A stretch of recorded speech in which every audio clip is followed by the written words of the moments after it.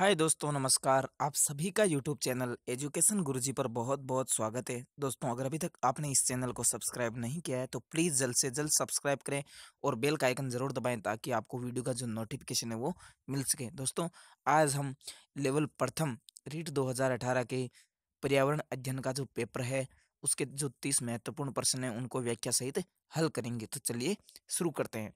पहला सवाल है, कई लोग अपने घरों की बाहरी दीवारों का निर्माण खोखले ईंटों से करते हैं। इसका कारण है कि एक, ये सर्दियों में घर गर्म रखने और गर्मियों में ठंडा रखने में सहायता करता है। दो, ये वास्तु सिद्धांतों के अनुसार है। तीन, इससे घर वजन में हल्का हो जाता है और भूकंप के दौरान सुरक्षित रहता है। चार, इससे घर की निर्माण लागत कम हो जाती है। तो सही उत्तर है एक, ये सर्दियों में घर गर्म रखने और गर्मियों में ठंडा रखने में सहायता करता है, क्योंकि ये जो ईंटें होती है वो हवा रोधक की तरह कार्य करती है। अगला सवाल है, विशेष क्षेत्रीय स्पीशीज के विषय में नीचे दिए गए कथनों में से कौन सा कथन सत्य है? एक, अपने आवास के नष्ट होने का इन पर कोई प्रभाव नहीं होता। दो, ये केवल चिड़ियाघरों एवं वानस्पतिक उद्यानों में पाई जाती है। तीन, ये केवल विशिष्ट आवास में ही पाई जाती है। चार, विशेष क्षेत्रीय स्पीशीज कभी भी संकटापन नहीं हो सकती। तो इसका सही उत्तर है तीन, ये केवल विशिष्ट आवास में ही पाई जाती है। अगला सवाल है दोस्तों, परिवार निर्माण का दायित्व होता है। एक, पति पत्नी का। दो, पति का। तीन, पत्नी का। चार, पुत्र का। तो सही उत्तर है एक, पति और पत्नी का। अगला सवाल है दोस्तों, सहयोगी परिवार का एक प्रमुख गुण कौन सा है? एक, पति पत्नी के मध्य कलह होना। दो, पति पत्नी के मध्य रक्त संबंध का होना। तीन, पति पत्नी के मध्य रक्त संबंध का न होना। चार, उपयुक्त में से कोई नहीं। तो इसका सही उत्तर है तीन, पति पत्नी के मध्य रक्त संबंध का नहीं होना। अगला सवाल है, अजमेर जिले का कौन सा स्थान कोडामार होली उत्सव हेतु प्रसिद्ध है? एक, भिनाय। दो, किशनगढ़। तीन, नसीराबाद। चार, सांबर। तो सही उत्तर है भिनाय। यहाँ की लठमार होली है जो महावीर जी करौली की है। पत्थरमार होली बाड़मेर की होती है। कोडामार होली भिनाय की। और अंगारों की होली केकड़ी की। गोबर की कंडों की होली गलियाकोट डूंगरपुर। और पत्थरों से होली खेलने की परंपरा भिलुड़ा गांव डूंगरपुर में है। अगला सवाल है दोस्तों, राज्यसभा में अधिकतम कितने सदस्य हो सकते हैं? 225, 235, 245, 260। तो सही उत्तर है तीन, 245 सदस्य। अनुच्छेद 80 के तहत राज्यसभा का गठन किया गया और अधिकतम संख्या 250 हो सकती है। इसमें 238 निर्वाचित होते हैं और 12 मनोनीत होते हैं। अगला सवाल है, हमारी व्यवस्था में संसद को बहुत अधिक अधिकार प्राप्त है क्योंकि इसे कानून बनाने की शक्ति प्राप्त है। इसे न्यायपालिका को नजरअंदाज करने की शक्ति प्राप्त है। ये जनता का प्रतिनिधित्व करती है। संसद में सभी शक्तियां निहित प्रदान है। तो इसका सही उत्तर है तीन, यह जनता का प्रतिनिधित्व करती है। अगला सवाल है, कौन सा उद्योग अक्सर आधुनिक उद्योगों की रीढ़ की हड्डी कहलाता है? एक, पेट्रोलियम। दो, ऊर्जा। तीन, यातायात। चार, इस्पात। तो सही उत्तर है इस्पात, क्योंकि इस्पात उद्योग को आधुनिक उद्योगों की रीढ़ की हड्डी माना जाता है, क्योंकि अन्य उद्योगों के यंत्र एवं मशीनरी का निर्माण इस्पात से ही होता है। अगला सवाल है दोस्तों, ऑर्गेनिक खेती में एक, फसल की पैदावार में वृद्धि करने हेतु रासायनिक उर्वरकों का प्रयोग किया जाता है। दो, फसल की पैदावार बढ़ाने के लिए जिन्स में संशोधन किया जाता है। तीन, प्राकृतिक खाद्य तथा कीटनाशकों का प्रयोग किया जाता है। चार, भारत में केवल कपास के उत्पादन की अनुमति दी गई है। तो सही उत्तर है तीन, प्राकृतिक खाद्य तथा कीटनाशकों का प्रयोग किया जाता है, क्योंकि ऑर्गेनिक खेती में रासायनिक उर्वरकों तथा रासायनिक कीटनाशकों का प्रयोग नहीं किया जाता। इस प्रकार की खेती में प्राकृतिक जीव जंतु तथा पेड़ पौधों से बनी खाद का ही प्रयोग किया जाता है। अगला सवाल है, संचार माध्यम के संदर्भ में निम्नलिखित कथनों में से कौन सा गलत है? पहला है, जन संचार का लोगों तक जानकारी पहुंचाना एक महत्वपूर्ण कार्य है।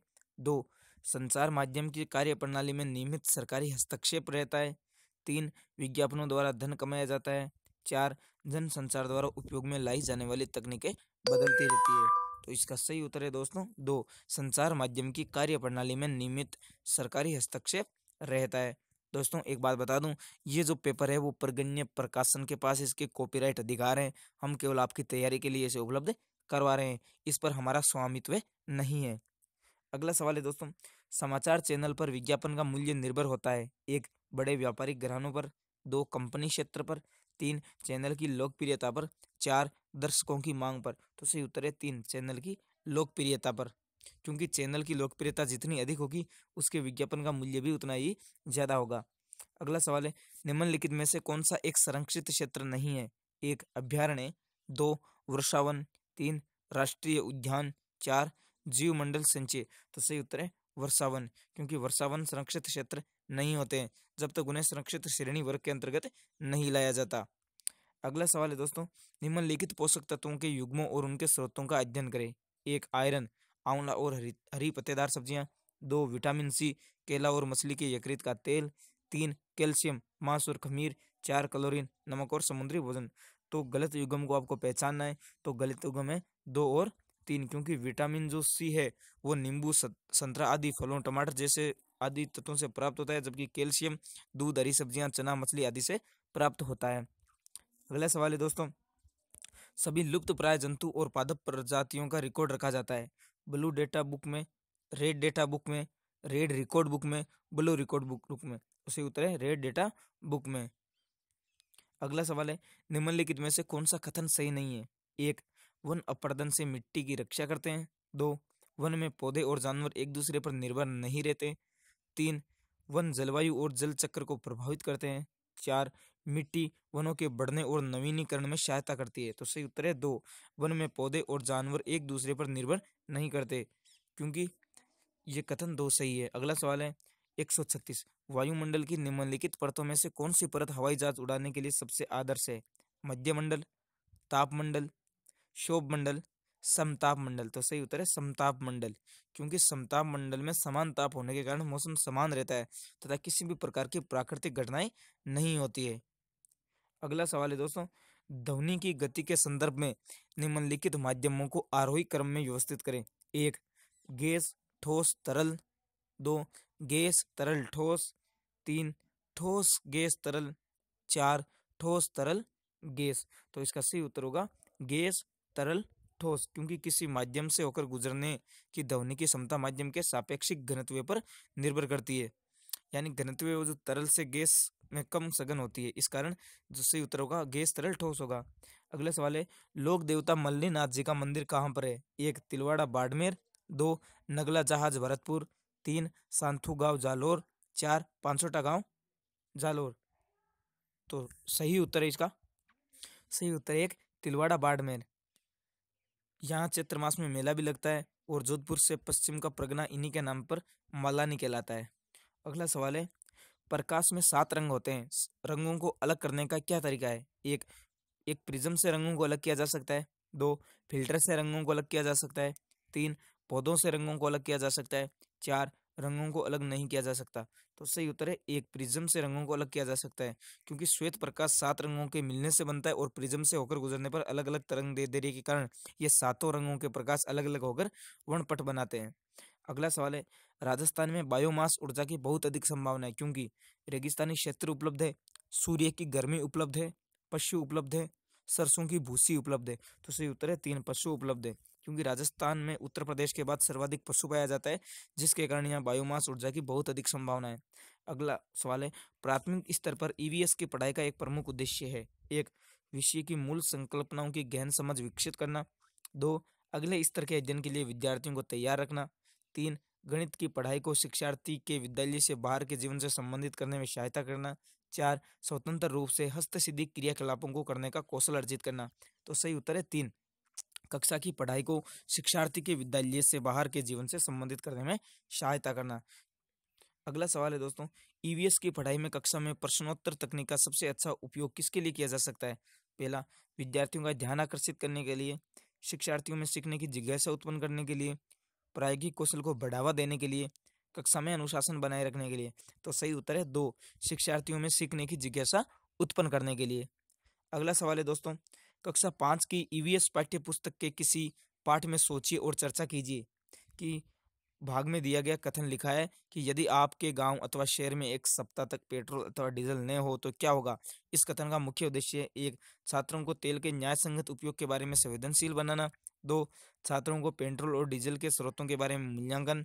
तीन, वास्तविक जीवन की चिंताओं को समझने हेतु कल्पना और सोचने विचारने की कुशलता को बढ़ावा देना।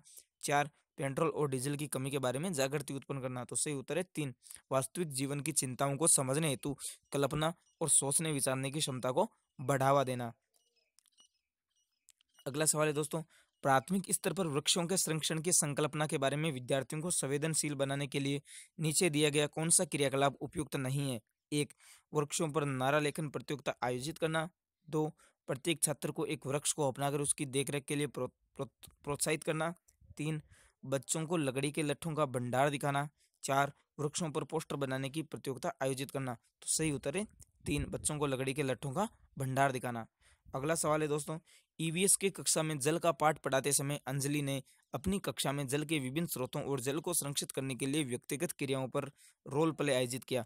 इस क्रियाकलाप का मुख्य उद्देश्य है: एक, विद्यार्थियों की सामाजिक कुशलताओं में सुधार करना।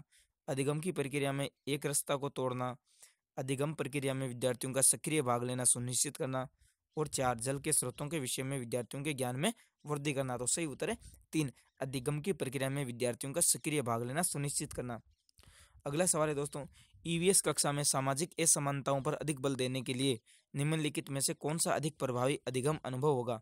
एक, समस्याओं पर वीडियो फिल्म दिखाना।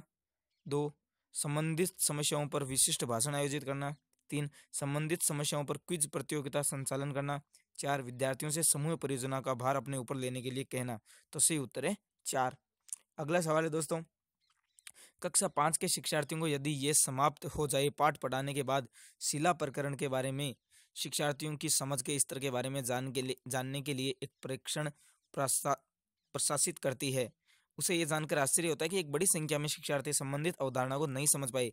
इसका प्रमुख कारण हो सकता है: एक, उसने प्रकरण को पढ़ाने के लिए सही पद्धति का प्रयोग नहीं किया था। दो, शिक्षार्थियों का संज्ञानात्मक स्तर अच्छा नहीं था। तीन, ये प्रकरण पाठ्य पुस्तक में शामिल किए जाने के योग्य नहीं था। चार, शिक्षार्थियों को यह प्रकरण रोचक नहीं लगा। तो सही उत्तर है एक। अगला सवाल है, प्राथमिक स्तर पर ईवीएस की पाठ्यचर्या को शुद्ध विज्ञान और सामाजिक विज्ञान की संकल्पनाओं को सम्मिलित करके विकसित किया गया। ऐसा करने का मुख्य उद्देश्य: एक, शिक्षार्थी को पर्यावरण को साकल्यवादी ढंग से देखने योग्य बनाना। दो, पढ़ाई के विषयों की संख्या को कम करना। तीन, विद्यार्थी के बस्ते का बोझ कम करना। चार, विषय अध्यापकों की आवश्यकताओं को कम करना। तो इसका सही उत्तर है एक। अगला सवाल है दोस्तों, प्राथमिक स्तर की ईवीएस पाठ्य पुस्तकों में कविताएं और कहानियां सम्मिलित करने का कारण है: एक, विद्यार्थियों में साहित्यिक रुचि विकसित करना। दो, विषय के अधिगम में आमोद प्रमोद प्रदान करना। तीन, मूल संकल्पनाओं के अधिगम में वृद्धि करना। चार, विषय वस्तु को प्रस्तुत करने की नित्यचर्या और एक रास्ता में परिवर्तन। तो इसका सही उत्तर है तीन। अगला सवाल और अंतिम सवाल है, उपचारात्मक परीक्षण का उद्देश्य है: एक, छात्र की अभिव्यक्ति का सुधार करना। दो, छात्र की भाषा संबंधी क्षमता का मूल्यांकन करना।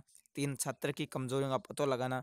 और चार, छात्र में सद्वृत्तियों का विकास करना। तो सही उत्तर है तीन। तो दोस्तों, ये आज का टेस्ट पेपर था लेवल प्रथम का पर्यावरण अध्ययन का। आशा करता हूँ आपको वीडियो पसंद आएगा। प्लीज़ अगर पसंद आए तो वीडियो को शेयर जरूर करें और चैनल को सब्सक्राइब करें। जय हिंद, जय भारत।